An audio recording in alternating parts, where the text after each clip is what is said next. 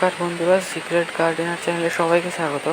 বন্ধুরা, পশ্চিমবঙ্গের প্রায় জেলাগুলিতে বৃষ্টি শুরু হয়ে গেছে, আর আমাদের এখানেও প্রচণ্ড পরিমাণ বৃষ্টি হচ্ছে। তাই আমি আজকে ভাবলাম যে বৃষ্টির জলগুলিকে আমরা কিভাবে সংরক্ষণ করে গাছে কিংবা বাগানের বিভিন্ন কাজের জন্য আমরা ব্যবহার করতে পারি।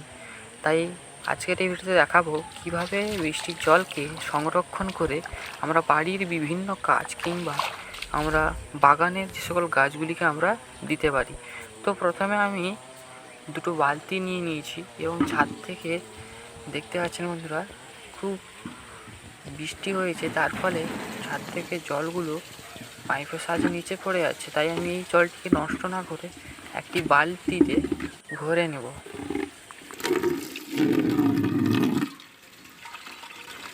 আপনারা অনেকে জানেন যে পৃথিবীতে অনেক জায়গা রয়েছে যেখানে এখনও জল ঠিকঠাক পৌঁছয় না এবং বিভিন্ন কারণে জল সংকট দেখা দিচ্ছে এবং ভৌমজলস্তর কমে যাওয়ার কারণে আমরা জল সংকটের শিকার হচ্ছি।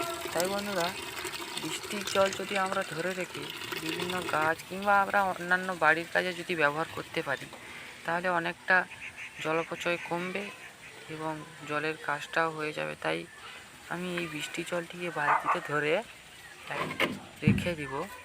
দুদিন পর আমার এই বাগানের যে সকল গাছগুলি রয়েছে ওগুলোতে জলের প্রয়োজন মেটানোর জন্য আমি এই জলটা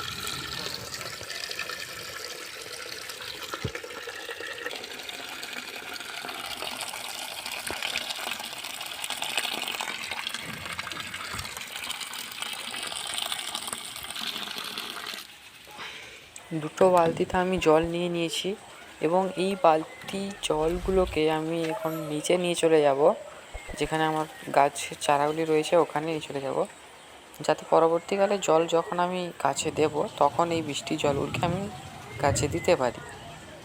তো এই দুটো বালতিকে আমি তখন নিয়ে চলে এসেছি। তো বাগানে তাহলে আমরা দেখলাম যে ভিডিওতে অনেকের এই বৃষ্টির সময় জল সংরক্ষণ যদি বাড়িতে করে রাখেন, তাহলে পরবর্তীকালে আপনাদের গাছে যখন জলের প্রয়োজন পড়বে এবং বাগানের প্রয়োজনে আমরা ব্যবহার করতে পারি। এই বৃষ্টিকালে এই একটি সুবিধা আমরা করতে পারি। এবং বাগান বিষয়ে যে এই ধরনের ভিডিও পাওয়ার জন্য আমার এই চ্যানেলটিকে সাবস্ক্রাইব করে দেবেন এবং বন্ধুদের মধ্যে শেয়ার করে দেবেন এই বাগান বিষয়ে বিভিন্ন ভিডিও পাওয়ার জন্য। তো আজকের ভিডিওটা এই পর্যন্তই, দেখা হচ্ছে পরের ভিডিওতে।